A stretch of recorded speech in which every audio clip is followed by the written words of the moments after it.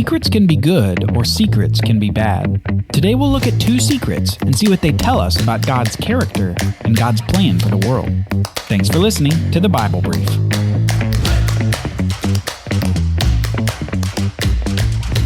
As we continue to read the Bible, we discover that God is the greatest storyteller. As we've said, God himself, by his Spirit, perfectly forms the words of the Bible through its human writers, in a way where the human writer freely writes exactly what God intends. We call this the inspiration of the Bible, or perhaps more literally, the God-breathed quality of the Bible. It's a special book, but not only has it been breathed out by God, the story itself is inspired. And now I mean something in a more modern sense. Maybe you've heard someone say about an amazing play or performance, they might say, "That was an inspired performance." Well, when people say something like this, it's complimentary because of the impressiveness of the performance or the intricacy of the perfectly timed and executed plot. And we can say this about the Bible, too. Sometimes something occurs in it that is just sublime and perfect. And in this episode, I hope to illustrate the inspired nature of the Bible story as we look at two stories of two secrets that contrast each other in amazing ways. Last episode, we discussed the entrance into the land by the new generation of Israelites. God was with them, and by his power they were going to drive out and conquer the people who were dwelling in the land that was promised to Abraham. However, they also entered the land with the knowledge that they would eventually disobey God and be cast out of the land. Remember, Moses said this to the nation just before he died. Well, soon after they enter the land, the disobedience starts, which really shouldn't surprise us, right? I mean, remember their parents in the wilderness who complained and grumbled to God despite all the amazing ways that he provided? Not only that, but remember the corruption that all humans have after the sin in the garden? Bad parental examples, coupled with personally corrupt nature, doesn't spell obedience. Two wrongs don't make a right after all. So let's pick up where we left off. After walking around the city of Jericho for 6 days, the Israelites walked around the city more times on the seventh day, blew the trumpets, gave a hearty yell as God commanded, and the walls of Jericho came tumbling down, as one children's song puts it. And after this point, the Israelites conquer the city who resisted them, except for one particular woman's family, which we'll get to a bit later in this episode. Anyway, as part of conquering the city, the Israelites were commanded by God to destroy literally everything in the city except for the silver, gold, bronze, and iron. These valuable materials were to go into a special treasury and not kept by any of the Israelites.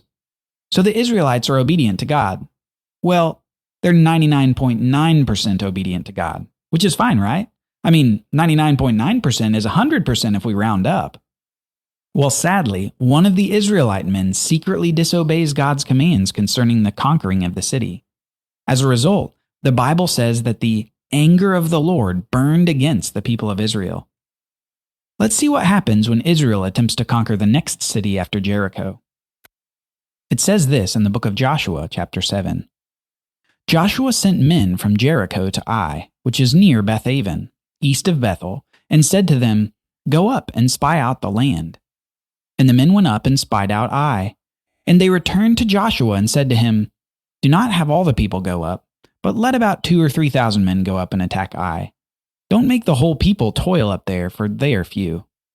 So about 3,000 men went up from the people, and they fled before the men of Ai. And the men of Ai killed about 36 of their men and chased them out before the gate as far as Shebarim and struck them at the descent. And the hearts of the people melted and became as water. Now you'd think that 3,000 people could beat a measly little town of 200 or 300. But when God is angry with his people, those 3,000 Israelites might as well have gone up against 100,000. God would not allow them victory in the midst of their disobedience. And Joshua is distraught because he doesn't understand why Israel is losing. He even appeals to God's reputation and says that God's reputation is on the line when Israel's losing battles like the one at Ai. But listen to God's response. The Lord said to Joshua, "Get up. Why have you fallen on your face? Israel has sinned. They have transgressed my covenant that I commanded them. They have taken some of the devoted things. They have stolen and lied and put them among their own belongings. Therefore, the people of Israel cannot stand before their enemies. They turn their backs before their enemies because they have become devoted for destruction. I will be with you no more, unless you destroy the devoted things from among you." Now the next day, Israel does something that God commands in order to find the secret disobedient man. They do something like a series of ancient coin flips called taking lots, to narrow down, seemingly by chance, who it is that sinned against the Lord. You can imagine the disobedient man begin to sweat, as first his tribe is selected, and then his clan, and then his household, and finally he hears his name called. And immediately upon being found out, he admits to the disobedience. He says, "Truly I have sinned against the Lord God of Israel, and this is what I did. When I saw among the spoil a beautiful cloak from Shinar, and 200 shekels of silver, and a bar of gold weighing 50 shekels, then I coveted them and took them, and see they are hidden in the earth inside my tent, with the silver underneath." And later we read, "And Joshua said, 'Why did you bring trouble on us? The Lord brings trouble on you today.' And all Israel stoned him with stones. They burned with fire and stoned them with stones, and they raised over him a great heap of stones that remain to this day. Then the Lord turned from his burning anger." The secret sin brought destruction not only on the man, but on his family and property as well. Not him, nor his property, nor his sons and daughters survived the consequences of his sin. As God's law said to the Israelites on many occasions, they obeyed. It said, "Purge the evil from your midst." But I want to shift to another secret. Not a rebellious secret, but a righteous secret. I want to tell you about the woman who is saved in the midst of the battle for Jericho. One woman who, by her righteous act, saved herself and her family. Just like sin's consequences spill over, righteous effects spill over too. You see, before the Israelites conquered Jericho, Joshua had sent a couple of spies into the city to see what it was like, just like he did with Ai a few days later. Now, while in the city of Jericho, these spies decide to lodge in a prostitute's house whose name was Rahab, and soon the king of Jericho calls upon Rahab and asks where the two men are, because he'd found out that they came as spies for Israel. Oddly enough, though, Rahab lies to the king and says that they already left her house, while in reality she'd hidden them on her roof. Soon we hear her explain herself to the two Israelite men after the king of Jericho leaves. She says this, "I know that the Lord has given you the land, and that the fear of you has fallen upon us, and that all the inhabitants of the land melt away before you. For we have heard how the Lord dried up the water of the Red Sea before you when you came out of Egypt, and what you did to the two kings of the Amorites who were beyond the Jordan, to Sihon and Og, whom you devoted to destruction.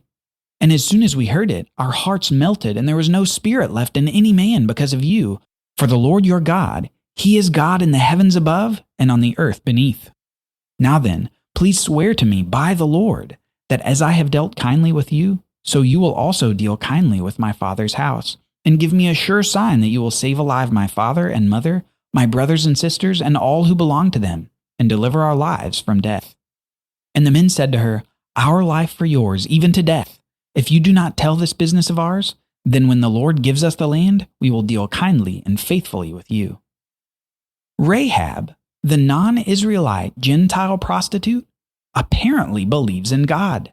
She recognizes that no one can stand before Israel because God is with them, even appealing to Israel's prior victories in battle that Jericho's people had heard of. And so, she decides to secretly harbor these two spies and allow them to escape safely from the city, without her king's knowledge. Loyalty to the true God was more important than loyalty to her king. And days later, when the Israelites conquer Jericho, Rahab the prostitute and her family are saved from the destruction and allowed to live. These two stories of these two secrets, the man who took the devoted things from Jericho and the woman who is saved from Jericho's destruction, have lots to teach us. But you should at least take these 4 things away. First, God requires 100% obedience, and rounding doesn't count. One little act of rebellion caused Israel to be defeated before their enemies, and for the family of the rebellious one to die with him. 99% obedience is being like 99.9% pregnant. You either are or you aren't. There isn't an in-between. Partial obedience is like testing God's holiness. It's trying to bend commands from God, like echoing the serpent in the garden with those words, Did God really say? Second, God honors the faith of the humble. Rahab the prostitute wasn't the poster child for living a moral life. Yet perhaps it was her knowledge of her own immorality that opened the door to humble acceptance of God. When she heard of God's power to save his people, somehow she knew he really was the God of heaven and earth. And this humble and fearful faith in the true God caused her to save the 2 Israelites from the king of Jericho. A secret righteous act that surely put her at risk among the people of Jericho.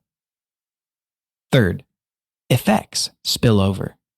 Sins and righteous acts are almost never in isolation. Sin has effects beyond the sinner. And the example here was the destruction not only of the disobedient man, but his family as well. Similarly, though, righteous acts spill over.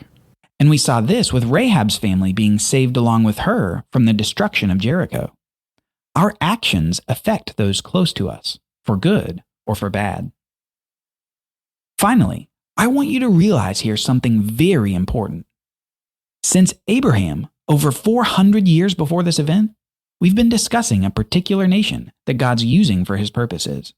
We've been looking at this nation of Israel who inherited promises made to Abraham and who received the law at Mount Sinai. However, here we see just a hint, just a glimmer of God's plan.